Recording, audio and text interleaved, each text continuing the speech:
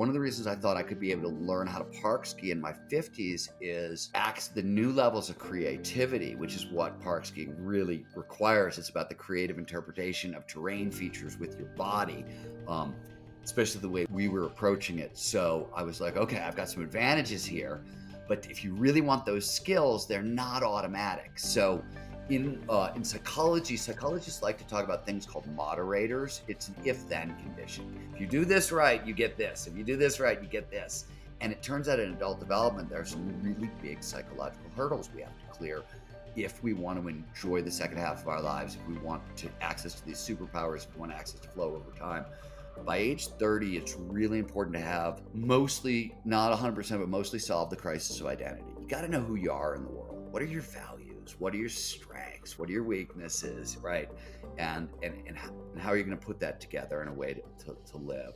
By 40, coming out of this, you need sort of economics match fit. Just a tight, you need to live with passion, purpose, and flow, and a tight link between like what you believe and your strengths and who you are, your identity, and what you're doing most of your time, right? Like you can't have that misalignment. By 50, this is where it gets a little peculiar. You need to forgive yourself, set down shame and self-consciousness, and forgive others who have done you wrong. And that's the bit I found really fascinating. And carry on there, because I really want to come back to that bit. A little bit of the science of it. So everything we're talking about here that's coming on comes out of our ability to see things from multiple perspectives. Right. That's really what opens up. And if you're still carrying grudges, pissed off, you're not seeing things from other people's perspectives, right? So it blocks all of this. Now, to get all these superpowers, after self-forgiveness, if you can get through that hurdle, what matters next is creativity.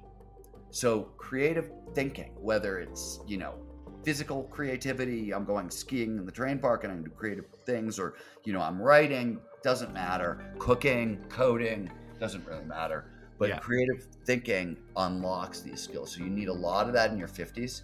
And then beyond, once you get this stuff, if you want to hang on to it in your late 50s, 60s, and 70s, you have to constantly be training up your risk tolerance, because risk aversion increases over time. And if it does, the fear it introduces into the equation ends up blocking learning, blocking wisdom, blocking empathy, blocking creativity. So you got to counteract that. And the other thing you have to do is train against physical fragility.